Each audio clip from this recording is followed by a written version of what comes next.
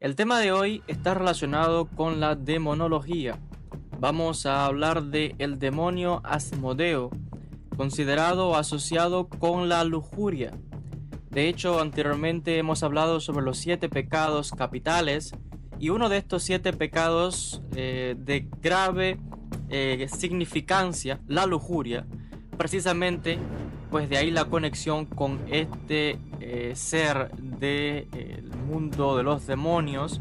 Cada uno de estos pecados tiene un ser demoníaco asociado. Y en cuanto a este demonio Asmodeo o Ashmodai en hebreo, es conocido por los diferentes textos antiguos a los que tenemos referencia. Aparece en el libro apócrifo de Tobit o libro de Tobías. También se le menciona en el Talmud, en la literatura apócrifa y también en los textos musulmanes del Islam por el historiador y exégeta At-Tabari en su libro Historia de los Profetas y los Reyes.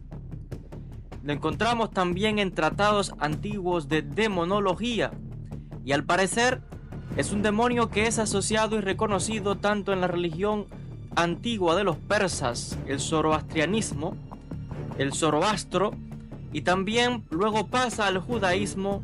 En el cristianismo lo encontramos también, y por supuesto acabo de mencionar que en el islam también es uno de estos demonios reconocidos. Hay que decir que este demonio comenzó a asociar con el pecado de la lujuria, que es un apetito o deseo sexual desenfrenado que da lugar a otros muchos pecados condenados por la Biblia, como la fornicación, como el adulterio, etc.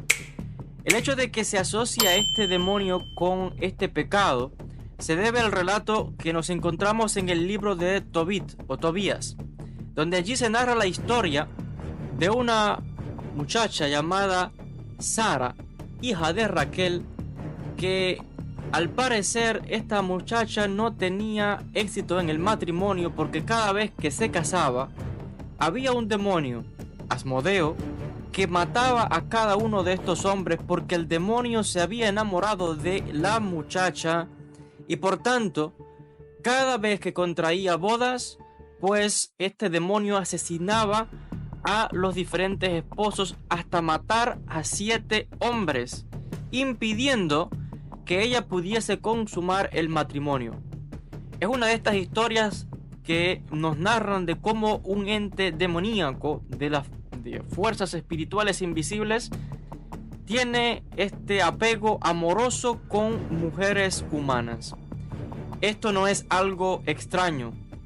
Tenemos significancia que en tiempos modernos hay muchísimas historias de personas que afirman haber sido víctimas de violaciones, de abusos sexuales por fuerzas espirituales inicuas que ellos no pueden percibir.